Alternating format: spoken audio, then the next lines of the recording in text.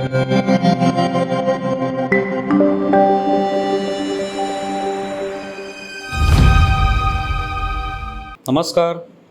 News डंकामध्ये मी महेश विचारे आपल्या सगळ्यांचं मनपूर्वक स्वागत करतो. मित्रांनो, न्यूज डंकाचं यूट्यूब चॅनल आपण सबस्क्राईब केलं नसेल तर कृपया ते सबस्क्राईब करा, ज्यामुळे वेगवेगळ्या विषयांवरचे व्हिडिओ आपल्यापर्यंत येऊ शकतील. मित्रांनो, आता गेल्या काही दिवसांपूर्वी महाराष्ट्रामध्ये किंवा संपूर्ण देशभरामध्ये जो पाऊस झाला त्यामुळे अनेक ठिकाणी दरडी कोसळल्या, पूर आले, पाणी तुंबण्याच्या घटना घडल्या, अनेक ठिकाणी झाडं कोसळण्याच्या घटना घडल्या, मृत्यूसुद्धा झाले. ह्या सगळ्या घटना वारंवार नैसर्गिक आपत्ती जी आहे ती येतच असते, प्रत्येक वर्षी येत असते. त्याच दरम्यान मुंबई पुणे या मार्गावर असलेला मिसिंग लिंक जो आहे, ज्याला कनेक्टिंग लिंक आता म्हणतात, त्या मिसिंग लिंकच्या बोगद्यावर एक दरड कोसळली. ही घटना जी आहे ती आपण सगळ्यांनी पाहिलेली आहे. सगळ्यांनी त्याचे वेगवेगळे व्हिडिओ पाहिले, टी व्हीवरती घटना पाहिली, वर्तमानपत्रामध्ये ती छापून आली. या घटनेमध्ये हे स्पष्ट दिसत होतं की मिसिंग लिंकचा जो बोगदा आहे त्याच्या बाहेर पडण्याच्या मार्गावर तिथे एक कमान आहे. त्या कमानीवर ही दरड कोसळली, दगड कोसळले, त्यामुळे ते कमान खाली पडली, त्याचे दगड खाली पडले. त्याबरोबर पाण्याचा प्रवाहसुद्धा वरून आला, चिखलमाती ही सुद्धा आली आणि त्या बोगद्याच्या तोंडाशी हे सगळं पडलेलं होतं, हा राडारोडा. आणि त्यामुळे जो मार्ग आहे तो पूर्णपणे बंद झाला. आणि त्यानंतर काही तास, जवळपास 18-1 तास हा सगळा जो राडारोडा किंवा ही माती आणि सगळा जो चिखल आहे, ढिगारा आहे, हा तिथून हटवण्यात आला आणि मग हा सगळा मार्ग जो आहे तो सुरू झाला. तर ही घटना होती. या ठिकाणी कोणत्याही प्रकारे मिसिंग लिंकचा जो बोगदा आहे त्याला कुठे खिंडार पडले, भगदाड पडले, त्याचं जे बांधकाम आहे ते कोसळून पडलं आपोआपच, किंवा मिसिंग लिंकचा जो पूल आहे त्या पुलाला काहीतरी तडा गेलेला आहे, किंवा तो पूल आता त्या ठिकाणी रहदारीसाठी योग्य नाही आहे, अशा पद्धतीने कोणती बातमी समोर आली. पण हे व्हिडिओ समोर जेव्हा आले तेव्हा व्हिडिओच्या माध्यमातून अनेक लोकांनी, प्रामुख्याने विरोधकांनी, याचं राजकारण करण्यास सुरुवात केली की ही एक नामी संधी आहे राजकारण करण्याची आणि सरकारची कोंडी करण्याची. आणि त्यांनी हे सगळे व्हिडिओ जे आहेत ते आपापल्या सोशल मीडियावर वापरले आणि त्या व्हिडिओच्या माध्यमातून राजकारण करण्याचा प्रयत्न केला, सरकारची कोंडी करण्याचा प्रयत्न केला. विशेषतः देवेंद्र फडणवीस यांना इन्फ्रामॅन नाही आहेत, ते डिझास्टर मॅन आहेत, अशा पद्धतीने टीका केली गेली. काँग्रेसने तशी टीका केली. किंवा हा मिसिंग लिंकच कोसळला अशा पद्धतीने टीका केली. 7,000 कोटी जे त्याच्यासाठी खर्च केलेले ते सगळे वाया गेले, अशा पद्धतीची टीका केली. आता ही टीका जी आहे ती टीका करायला हरकत नाही, पण ती टीका खोटी असता कामा नये. टीका जी आहे ती करायला जरूर करता येऊ शकते आणि विरोधी पक्षांना तर तो अधिकारच आहे टीका करण्याचा. पण टीका करताना खरोखरच नुकसान काय झालेलं आहे, खरोखरच त्या ठिकाणी कोणत्या प्रकारची बाधा पोचलेली आहे, हानी पोचलेली आहे, किती नुकसान झालेलं आहे, याचा कोणताही आकडा किंवा तथ्य हे जाणून न घेता आपल्याला काहीतरी खोटं बोललं की सोशल मीडियावर काही काळ आपल्याला प्रसिद्धी मिळेल, लोक लगेच आपल्या समर्थनार्थ उतरतील, आपलं कौतुक करतील आणि मग सरकारवर टीका करतील किंवा सरकारमधल्या कोणालाही, मुख्यमंत्र्यांना असेल, उपमुख्यमंत्र्यांना असेल, मंत्र्यांना असेल, हे टीकेचं लक्ष करतील लोक आणि त्यातून काही तास, काही दिवस हे आपले मजेत जातील, अशा पद्धतीचा विचार सध्या विरोधक करताना दिसतात. त्यामुळे विरोधकांचं सगळं राजकारण हे सोशल मीडियावर आपल्याला किती समर्थक आहेत, आपण एखादी पोस्ट टाकली त्याला किती पाठिंबा मिळतो, याच्यावर सगळे राजकारण असतं. आणि त्यासाठी मग अशा पद्धतीचा हा व्हिडिओ टाकून बघा किती पाणी गळते, मिसिंग लिंकचं केवढं नुकसान झालं, हे सुरुवातीला सगळ्यांना खरंही वाटलं. याचं कारण लोकांना नेमकं काय घडलेलं आहे माहिती नव्हतं, पण हळूहळू त्यातलं सत्य, त्यातलं तथ्य जे आहे ते बाहेर यायला लागलं आणि नंतर कळलं की हा फक्त जो काही दगड कोसळलेला आहे, दरड कोसळलेली आहे, ही फक्त त्या बोगद्याच्या तोंडाजवळ कोसळली, त्याची वरची कमान तुटून पडली आणि त्यामुळे तो रस्ता बंद झाला. अर्थात त्या ठिकाणी जीवितहानी झाली नाही, हे मात्र सुदैव आहे, ते होऊ शकली असती. त्यामुळे सरकारने ही दरड कोसळू शकते इथे, अशा पद्धतीने अपघात होऊ शकतो, याचं कुठेतरी संशोधन केलं पाहिजे, या संदर्भात माहिती घेतली पाहिजे आणि ते पुन्हा होऊ नये या दृष्टीने काळजी घेतलीच पाहिजे. त्यात जी काही त्रुटी राहिली आहे, चूक राहून गेली, त्याकडे दुर्लक्ष झालं असेल तर त्याबद्दलही कुठेतरी अभ्यास केला पाहिजे. हे निश्चितपणे पण मिसिंग लिंकच तुटून गेला अशा पद्धतीने जी टीका झाली ती खोटीच होती. त्यामुळे यावर बोलताना विधानसभेमध्ये जेव्हा फडणवीस बोलले तेव्हा त्यांनी अशा पद्धतीने खोटी माहिती पसरवणाऱ्यांना भाडे के टट्टू असा शब्दप्रयोग केला. आता हा शब्दप्रयोग काय नवीन नाही, हिंदीमध्ये हा शब्द अनेक ठिकाणी वापरतात. भाडे के टट्टू म्हणजे ज्यांना पैसे दिले जातात आणि त्या पैसे देऊन त्यांना इशारा दिला जातो, आदेश दिला जातो, त्या पद्धतीने ते लोक वागतात. तशाच पद्धतीने टीका होती. केवळ विरोधी पक्षांनी नव्हे, त्यांचे समर्थक असतील किंवा त्यांचे फॉलोअर असतील सोशल मीडियातले, या सगळ्यांनी हे व्हिडिओ उचलले आणि त्या पद्धतीने टीका करायला सुरुवात केली. मोठमोठ्या पोस्ट फेसबुकवर असेल, इंस्टाग्रामवर असेल, या लिहून किंवा व्हिडिओ शेअर करून कसं नुकसान झालेलं आहे महाराष्ट्र सगळा बुडून गेलेला आहे, महाराष्ट्र गाळात गेला, अशा पद्धतीने टीका केली.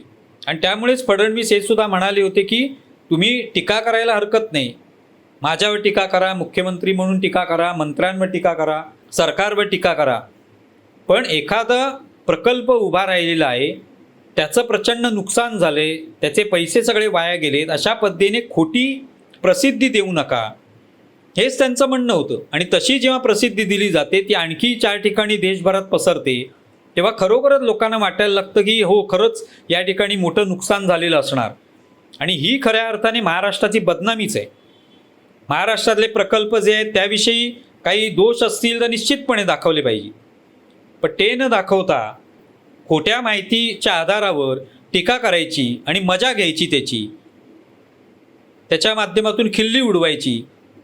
काही काळ आपल्याला त्याच्यातून मजा घेता येते, थट्टा उडवता येते, टिंगलटवाळ्या करता येतात. हे हल्लीचं विरोधकांचं एक तंत्र बनलेलं आहे.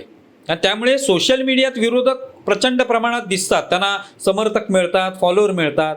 प्रत्यक्ष मैदानावर, जमिनीवर मात्र विरोधक कुठेच दिसत नाही. आणि त्यामुळेच आपल्या निवडणुकांमध्ये हे विरोधक जे आहेत ते पराभूत झाल्याचं दिसतं. ते सातत्याने सत्ताधारी पक्षाविरुद्ध मागे पडल्याचं दिसून येतं, कमकुवत असल्याचं दिसतं. आत्तासुद्धा पावसाळी अधिवेशनामध्ये कोणता विषय विरोधकांकडे होता, कोणता मुद्दा होता? आता कोणताच मुद्दा नाही. कोणत्याही मुद्द्यावर ते सरकारची कोंडी करू शकले नाही.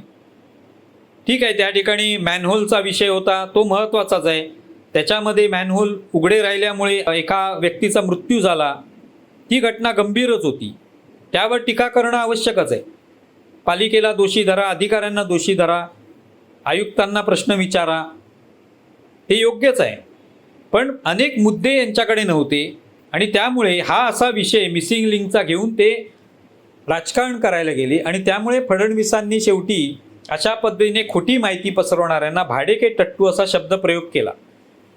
मग हा शब्दप्रयोग जो आहे तो अनेकांना बोचला की फडणवीस ही अशा पद्धतीची असंस्कृत आणि महाराष्ट्राला शोभणार नाही अशा पद्धतीची भाषा कशी काय वापरू शकतात. त्यांनी मुख्यमंत्री या नात्याने अशी भाषा वापरता कामा नये. हे कोण सांगतायत? ते अनेक पत्रकार सांगत होते, अनेक महाविकास आघाडीचे समर्थक सांगत होते, सोशल मीडियावरचे त्यांचे समर्थक सांगत होते की अशी भाषा वापरणं योग्य नाही. पण हेच सगळे विरोधक किंवा हेच सगळे त्यांचे समर्थक हे फडणवीसांना जेव्हा अशा पद्धतीची भाषा हेच विरोधक वापरतात, आणि आपण पाहिलेली ऐकलेली भाषा आहे, त्यांच्या वेगवेगळ्या सभांमध्ये ही भाषा वापरली जाते आणि प्रमुख नेते वापरतात, उद्धव ठाकरे वापरतात, संजय राऊत वापरतात, सुषमा अंधारे वापरतात. ही भाषा जेव्हा वापरली जाते तेव्हा मात्र हेच सगळे समर्थक टाळ्या पिटतात. त्यांनाही भाषा आवडते. फडणवीसांना काहीतरी बोललं, त्यांच्या शरीरावरून बोललं, त्यांच्या एकंदरीत त्यांच्या पत्नीवरून काहीतरी थट्टा उडवली, तर हे सगळं चालतं. कधी पेशवाईचा उल्लेख करायचा, कधी ब्राह्मणांचा उल्लेख करायचा.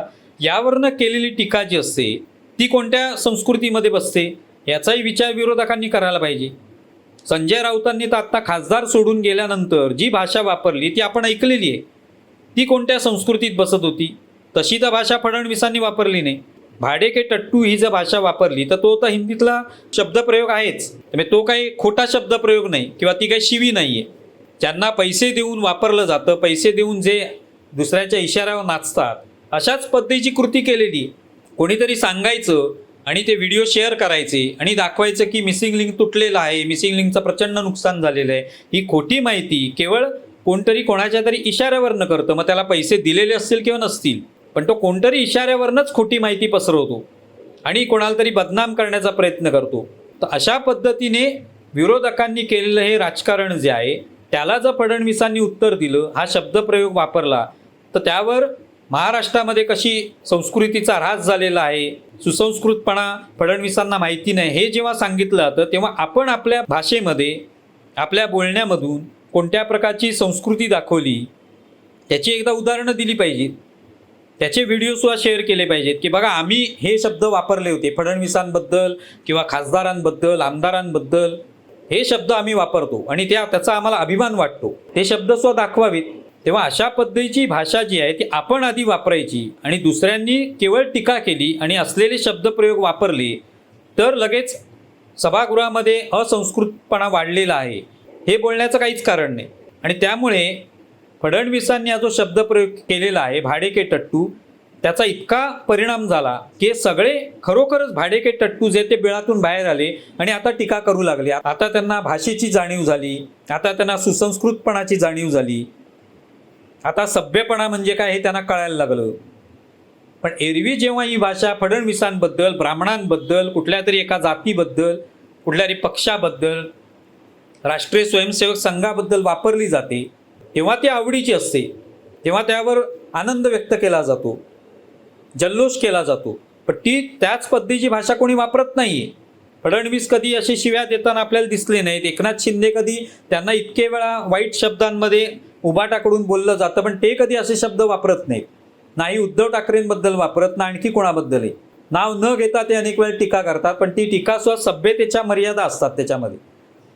पण असं असून सुद्धा ते कधी शब्द वापरत नाहीत. पण आपण मात्र घाणेरडे शब्द वापरायचे, घाणेरडी वक्तव्य करायची, हिणवण्याच्या दृष्टिकोनातून, हेटाळणी करण्याच्या उद्देशातून, कमी लेखण्याच्या उद्देशातून बोलायचं आणि आता मात्र सुसंस्कृतपणाच्या गप्पा करायच्या, हे पटणारं नाही. त्यामुळे फडणवीसांनी जी टीका केली ती एवढी बोचण्याचं अजिबात कारण नव्हतं. पण ती बोचली याचा अर्थ हे खरोखरच भाडेके टट्टू जे आहेत ते बाहेर आले बिळातून आणि त्यांना ती बोचलेली आहे म्हणूनच ते आता टीका करतायत, हे याच्यातून दिसून येतं. तुम्हाला विषय कसा वाटलाय जरूर कळवा. आमचा व्हिडिओ जास्तीत जास्त लाईक करा, शेअर करा आणि आमचे यूट्यूब चॅनल सबस्क्राईब करा. धन्यवाद.